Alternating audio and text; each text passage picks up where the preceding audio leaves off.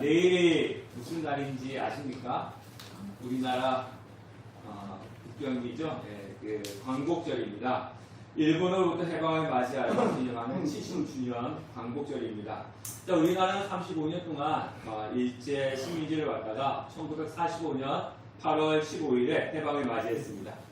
그러니까 광복의 소리를 들었던 우리나라 사람들은요, 태극기를 들고 거리에 나와서 환호하며 만세를 불렀는데, 반대로 일본인들은 도망가기에 바빴다라고 그렇게 이야기하고 있습니다. 그래서 매 광복절이면 특사로 이 수감 중인 사람들이 풀려나는데, 올해는 광복절 특사로 기업인들이 많이 풀려났습니다. 누군가에게 압제를 당하다가 해방이 되어서 자유를 찾는 것만큼 기쁘고 감격은 없을 것입니다. 지금 또 북한이나 미얀마 같은 곳은 군사 독재지 않습니까? 그곳에서 억압받고 고통을 받고 있는 사람들인데, 그 사람들은 해방의 기쁨을 찾기 위해서 노력하고 싸우고 있습니다. 그래서 우리는 그런 날을 위해서 많이 기도를 하셔야 될 것입니다. 오늘 우리가 읽은 성경 말씀은요, 안식년과 희년에 대해서 나오고 있습니다.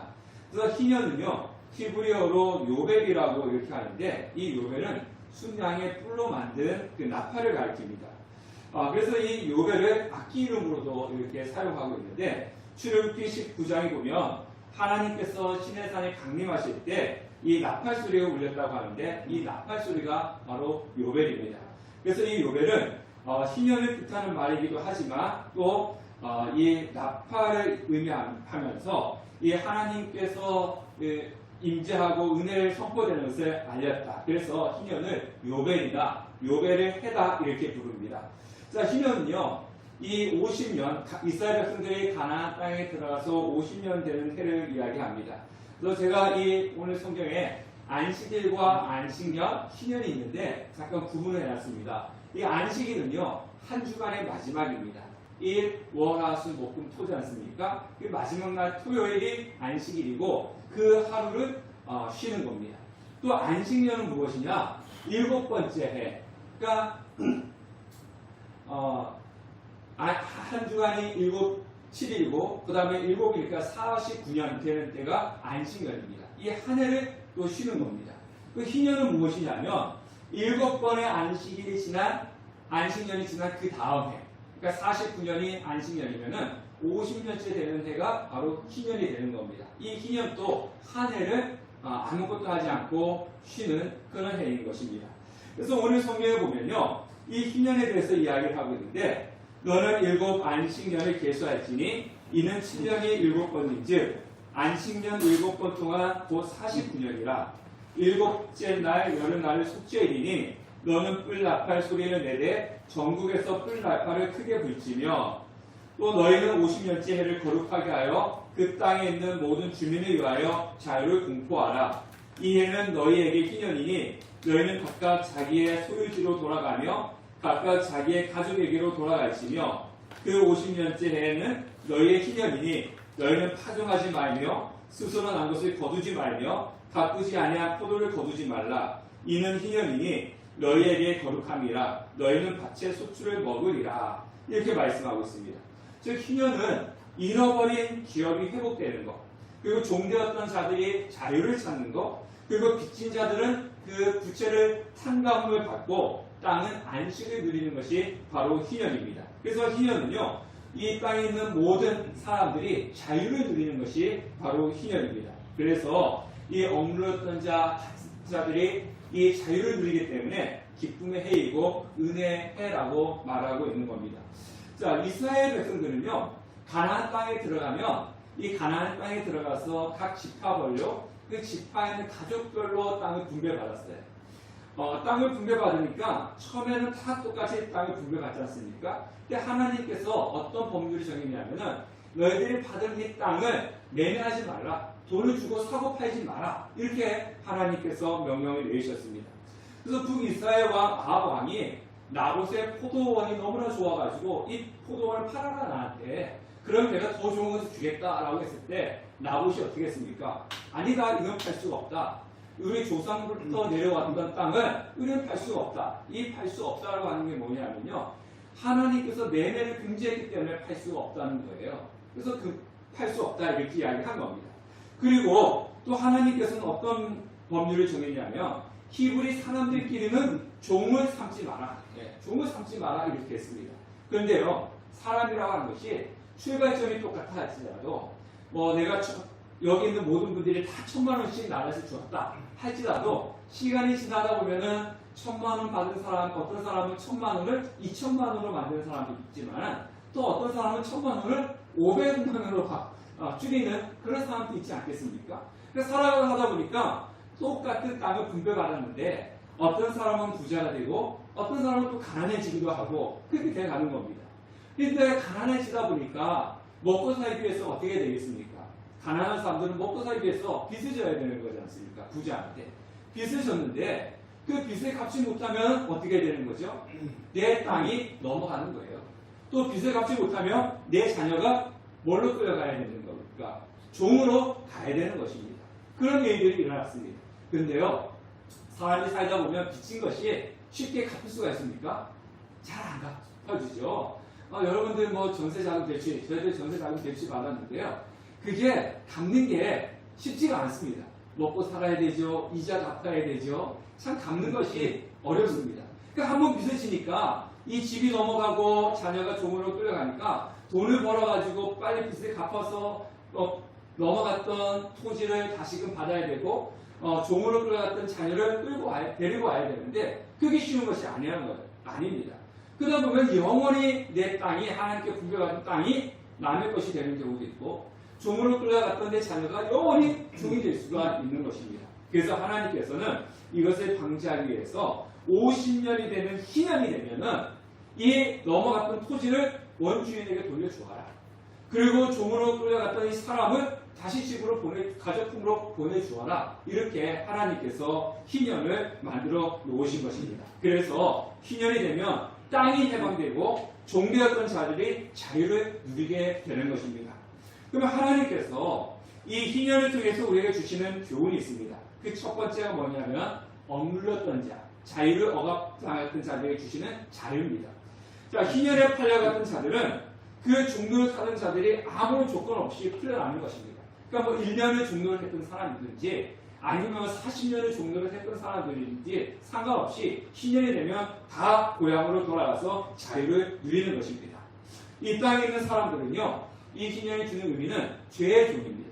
그러니까 예수 그리스도를 믿기 전에 우리는 모두 다 어떤 자들이냐면은 죄로 빚진 자들, 죄로 억눌렸던 자들이라고 하는 겁니다.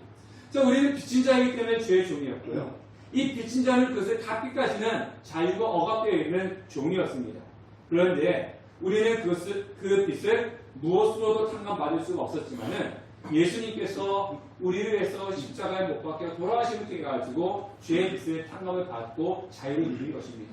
이 희년이 되었을 때는요, 그 사람이 돈이 있든지 돈이 없든지 간에 상관없이 무조건 땅을 돌려보내는 것이었습니다. 그러니까 갚을 능력이 없는데 하나님께서 희년을 만들어 놓기 때문에 다시금 그 땅을 찾을 수가 있었고 종에서 풀려날 수 있었던 것처럼 바로 우리가 구원을 받기 위해서 한 것은 아무것도 없습니다.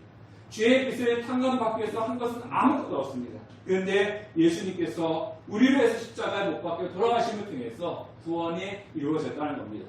그래서 누가복음 4장 18절과 19절을 보면 주의 성령이 내게 임하셨으니 이는 가난한 자에게 복음을 전하게 하시려고 내게 기름을 부으시고 나를 보내사 포로된 자에게 자유를, 눈먼 자에게 다시 보게 함을 전파하며 눌린 자를 자유롭게 하고 주의 은혜의 해를 전파하게 하려 하심이라. 이렇게 말씀하고 있습니다. 그래서 예수님의 보혈로 자유를 누리는 날, 그래서 우리는 그 자유의 기쁨을 누리셔야 되는 겁니다. 그럼 두 번째 희년의 정신이 있습니다. 그건 뭐냐면은 또 토지를 물려주는 것입니다. 하나님께 분배받은 땅을 원래 사람에게 돌려줘야 되는데 아무런 조건 없이 돌려주는 겁니다. 자, 그러면 여러분들, 우리가 살아가는 이 세상 속에서 이 희년의 정신, 내가 저 사람한테 그러니까 빚을 줘가지고 저 사람이 나한테 땅을 주었다. 내가 무엇을 통해 가지고 땅을 샀다. 근데 희년이 돼서 다시 돌려준다. 이것은 우리가 살아가는 자유경쟁 사회에서는 맞지 않습니다. 자신이 얻은 땅을 희년이라고 해가지고 조건 없이 돌려주면은 이 요즘 우리나라도 그렇잖아요. 이 사유재산 침해를 못하는 거예요. 이 내가 사유재산이 있으면은 그 안에서 무엇을 하든지 간에 이 나라에서 공권력을 가지고 강제적으로 제압할 수 있는 방법이 없습니다. 사유재산이기 때문에 그렇습니다. 근데 희년이 오면 부자도 가난한 자도 다시 원점으로 돌아가는 거죠. 이거 어떻게 보면은 불공평하게 보이기도 합니다. 저는 성경을 처음 읽고 이 희년을 접했을 때 참 이해하기가 어려웠어요. 자, 남들보다 많은 것을 가지고 있는 것이 좋은 거잖아요. 그렇지 않습니까? 그리고 또 우리 주위에 보면요. 과정은 어떻게 되었든지 간에 결과적으로 다른 사람들보다 내가 많은 것을 갖고 있는 사람이 무엇을 받습니까? 대접을 받아요. 그 다음에 그 사람들이요. 뭐 불법과 불의와 여러 가지 방법을 통해 가지고 일단은 욕을 먹더라도 큰 것을 가지려고 합니다. 그 처음에 욕을 먹죠. 근데 시간이 지나면 그 불법적인 방법은 말한 사람이 없고 많은 것을 누렸다고 하는 것 때문에 부러워하고 그 사람들 앞에 손이 되는 겁니다. 이것이 지금 살아가는 세상의 모습이라고 하는 것입니다. 그러니까 이런 가치관 속에서 살아가고 있는 우리들이 생각할 때 그냥 50년 되면 다시 돌려줘야 돼. 50년 되면 그냥 다시 돌려보내줘야 돼. 그럼 그 시간 동안 내가 저 땅을 가지기 위해서 저 사람을 부리기 위해서 내 돈이 투자되었고 내가 노력했던 거는 다 숲으로 돌아가지 않습니까? 그러면 내가 열심히 노력해야 될 이유가 뭐가 있겠습니까? 안 그렇지 않습니까? 자, 그냥 무조건 50년만 버티면 되는 거예요. 50년만 지나면 전 땅이 그냥 다시는 나한테 온다고 생각하면 누가 많은 것을 가지려고 노력을 하겠습니까? 그러니까 이 세상에 살아가는 세상의 법리로는 이해가 되지 않는 그런 법이라고 하는 겁니다. 그런데요, 여기서 하나님께서 말씀하시는 것이 있습니다. 그것이 25장 23절에 보면은 토지의 영을 팔지 말 것은 토지는 다 누구의 것이라고요? 내 것입니다. 하나님의 것이라고 하는 겁니다. 그래서 이 땅에 있는 모든 소유가 누구 거냐? 하나님 거다. 하나님 것이기 때문에 너희들이 서로 주고 팔면은 안 된다는 겁니다. 그러니까 이 땅에 있는 땅뿐만 아니라 모든 것의 주인은 하나님이시라는 겁니다. 너희들이 가지고 있지만 너희들 주인이 아니다. 그렇기 때문에 돌려주어야 된다라고 말씀을 하고 있는 것입니다. 우리가 살아가면서 그런 찬양도 많이 하고 그렇게 고백을 많이 하죠. 여러분들이 가지고 있는 건 다 누구 겁니까? 정말 맞습니까? 우리가 그렇게 이야기합니다. 내가 가지고 있는 것은 모든 것이 다 하나님 것이라고 그렇게 고백을 하지만 정말로 우리가 그렇게 내가 가지고 있는 내 자신의 것 그리고 내가 누리고 있는 모든 것들이 다 하나님의 것임을 인정하며 살아가기는 쉽지는 않습니다. 그래서 희년이라고 하는 것은요. 내가 가지고 있는 것이 내 것이 아니고 하나님의 것임을 인정하는 겁니다. 그러면 하나님의 것이라는 것을 인정하게 된다면요. 나를 위해서 무엇을 먹을까? 무엇을 입을까? 이것을 위해서 살아가는 것이 아니라 하나님을 위해서 하나님 나라를 위해서 이 주위의 어려운 사람들을 위해서 내 것을 사용하는 것이 희년의 정신입니다. 주중에 폭우가 많이 내렸는데요. 여러분들 어떻게 비 피해 없으셨죠? 네, 다행입니다. 하나님의 은혜인데요. 우리 교회를 후원하는 제가 청년 때 신앙생활했던 그 교회가 있습니다. 되게 커요. 후원해주는. 그런데 이 크다 보니까 교회 건물이 지하 1층, 2층, 3층까지 이렇게 해서 그 안에 주차장이 되었는데 폭우 때문에 지하 1층부터 3층까지 다 차버렸답니다. 그래서 그 안에 주차해 놨던 성도님들 차들도 다 침수가 되고 또 지하에는 뭐 이렇게 기계도 있지 않습니까? 무슨 전기 시설이라든가 뭐 여러 가지 시설이 그것도 다 잠겨가지고 다 버리게 되었답니다. 그래서 그것을 복구하는데 한 뭐 1억에서 한 2억 정도 든다고 그렇게 이야기합니다. 근데 제 친구 이제 그 교회가 저희 교회를 후원하는데 큰 일을 했던 친구가 그런 제안을 하더라고요. 이제 저희 그 동기들이 모임이 있거든요. 그 모이는데 교회가 이렇게 어려웠으니까 우리가 그 교회에 다녔던 사람들이니까 교회를 위해서 조금씩이라도 헌금을 해서 선의를 표시하는 것이 좋지 않겠냐. 그렇게 제안을 하더라고요. 그래서 저희 교회에서 또 받은 것이 있잖아요. 받은 것이 있으니까 교회에서 조금의 이제 성의를 표했습니다. 이 희년이라고 하는 그거예요. 내가 가지고 있는 것은 내 것이 아니다. 하나님 것이다. 그러니까 나를 위해서 무엇을 입을까 무엇을 먹을까 하지 말고 하나님과 이 폭우로 주의 어려움을 당하고 있는 사람들을 위해서 사용하고 도움의 손길을 주는 것. 이것이 바로 희년의 정신이라고 하는 것입니다. 그래서 돌려보내라. 너 것이 아니니까 종도 돌려보내고 땅도 다시금 돌려보내라. 이렇게 말씀을 하고 있는 것입니다. 그리고 마지막에 희년의 그 정신이 무엇이냐면 안식이고 쉼입니다. 그래서 오늘 성경에 보니까 희년의 규례주 중에서 희년이 되면 1년 동안 아무것도 하지 말라는 거예요. 땅에 씨도 뿌리지 말고 농사도 짓지 말고 그리고 너 자신의 땅에서 그 수확이 있다 할지라도 너가 다 거두지 마라. 너도 물론 거두지만은 나그네와 가난한 자들이 다 같이 거둘 수 있게끔 하고 너가 그것을 거두지 말아라. 이렇게 말씀을 하고 있습니다. 자, 그런데요. 여기 보면 이 희년은 50년째라고 그랬지 않습니까? 1년 동안. 그러면 그 바로 앞에는 안식년이지 않습니까? 49년째. 그러면 안식년에도 농사를 지으면 안 돼. 그러면 50년 때는 희년에도 농사를 지으면 안 돼. 그러면은 2년 동안 농사를 짓지 않는 거지 않습니까? 2년 동안 농사를 짓지 않는다면 이 인간의 생각을 한번 해보세요. 여러분들이 농사를 짓는 분이에요. 그러면 2년 동안 농사를 짓지 않으면 자, 그러면 이 농사를 짓는 사람들에게는 되게 생계의 위협이 오는 겁니다. 자, 2년 동안 농사를 짓지 않았어요. 그 희년에 농사 짓지 않고 그 다음에 씨를 뿌리면 농사라는 것이 씨 뿌리자마자 열매를 따먹는 게 아니지 않습니까? 씨를 뿌리면 1년이 지나야 되죠. 그럼 결국은 3년 동안 수익이 없는 거예요.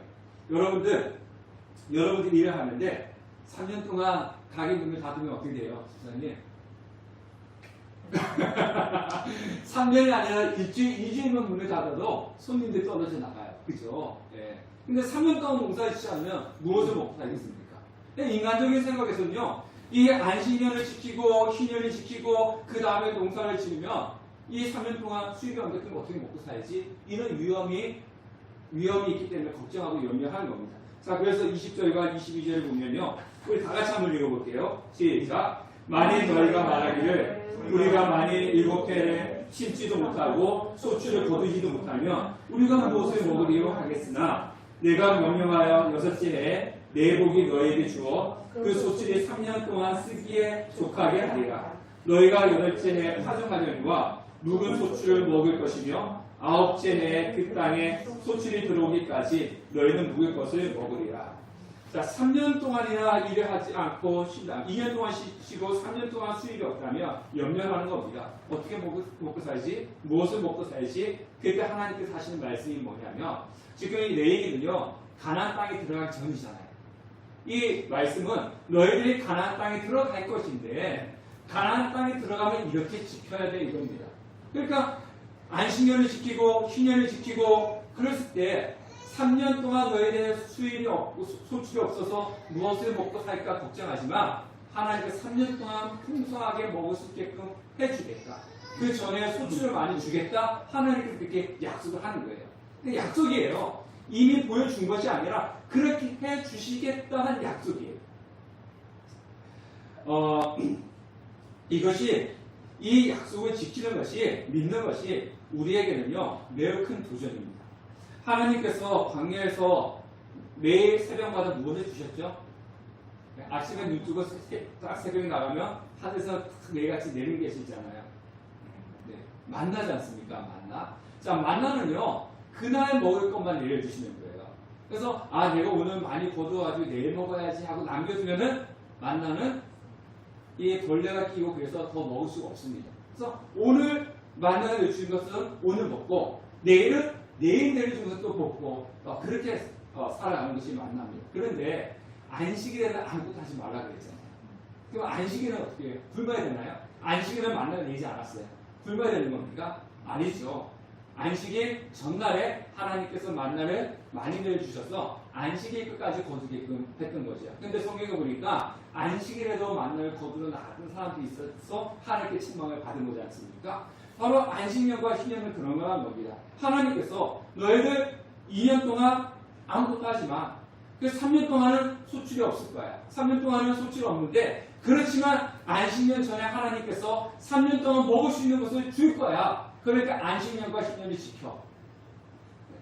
우리 집사님 이제 가게를 하시니까 자, 한 달 동안 아무것도 하지 마.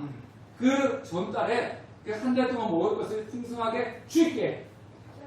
보여준 것도 아니고 줄게. 그러면요, 이거는 상당한 도전입니다. 정말 주실까? 정말 그럴까? 한 달을 쉬어야 되는데 안 주면 어떡하지? 그럼 나 뭐 먹고 살지? 수입이 0인데 가게뿐만 아니라 사업하시는 분들도 마찬가지예요. 그런 이제 위기, 그런 그런 의심이 든단 말이죠. 여기에서 이 믿음의 결단이 필요하다는 겁니다. 믿음의 결단. 그래서 이 안식년과 안식일과 신년의 진짜 의미가 여기에 있는 것입니다. 안식년의 신년의 진짜 의미는 뭐냐면요, 하나님을 믿는 겁니다. 하나님을 경외하는 거고요, 하나님께 예배를 드리는 것입니다. 자, 이 이스라엘 백성들이 가나안 땅에 들어가서 농사를 짓잖아요.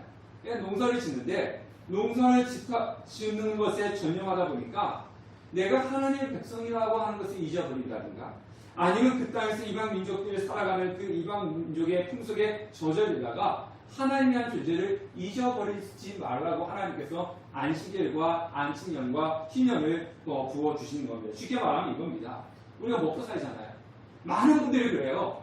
오늘 우리 교회도 이렇게 결석하시는 분들이 있는데요. 제가 전화를 하면요, 어떤 목사님, 제 마음은 항상 거기 있는데요. 먹고 살기 힘들었어요. 예.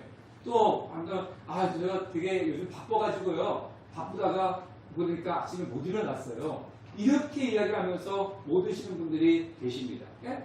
다들 하는 얘기가 뭐냐면 피곤하다, 먹고 살기 바쁘다, 뭐 이런 이야기입니다. 먹고 살기에 바쁘다 보니까 뭘 잊어버리는 겁니까? 예? 지금 하나님께 하시는 말씀은 뭐냐면은 세상 사람들처럼 먹고 사는 문제에 전념하다 보니까 내가 하나님을 믿는 성도인가? 하나님이라는 존재를 잊어버릴 수가 있다는 것입니다. 그래서 하나님께서는 이 안식일, 안식년, 희년을 만들어가지고 하나님을 잊어버리지 마라. 너희들은 하나님 믿는 성도임을 잊어버리지 말고 그때는 온전하게 하나님만을 섬겨라. 그냥 쉬라고 해가지고 놀고 먹고 맡기는 것이 아니라 아무것도 하지 말라는 것은요, 하나님을 생각하고 하나님을 섬기고 하나님을 예배드리는데 전념을 하라는 것입니다. 일주일에 7일 있는데 6일 동안 일하고 마지막 날은 아무것도 하지 말고, 그리고 6년 동안은 일하고 7년째 되는 안식년에는 아무것도 하지 말고, 그리고 7번째 49년 7번째 안식년을 보낸 다음에 50년째 희년에 해서 아무것도 하지 말라고 이야기합니다. 아무것도 하지 말라는 것은 하나님만을 섬기라는 것입니다. 그런데 이 안식일을 율법처럼 지킨 사람들이 있어요. 그래서 성경에는 안식일이 나왔는데 왜 너는 지키지 않니? 우리는 지키니까 진짜 너는 틀렸다. 이거는 안식일 정신을 몰라서 하는 얘기예요.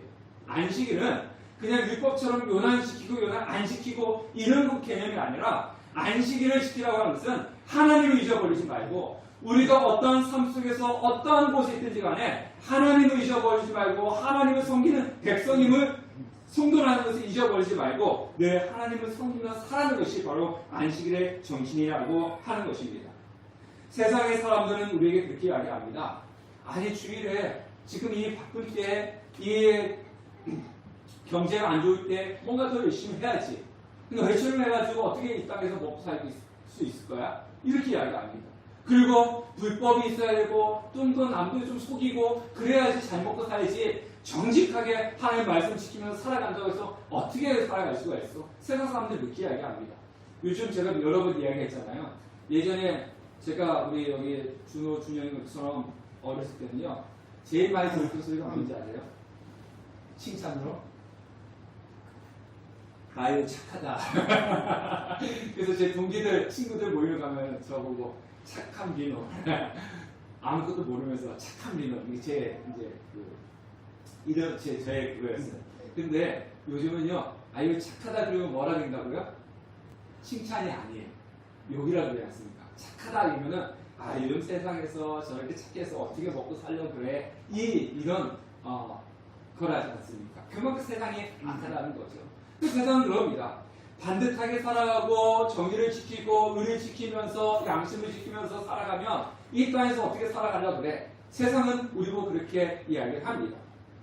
그럴 때 우리는 이곳에서 어떻게 해야 되느냐, 바로 하나님의 말씀대로 하나님을 섬기면서 살아갈 때 세상은 손해본다고 이야기하지만 하나님은 우리를 어떻게 하신다고요?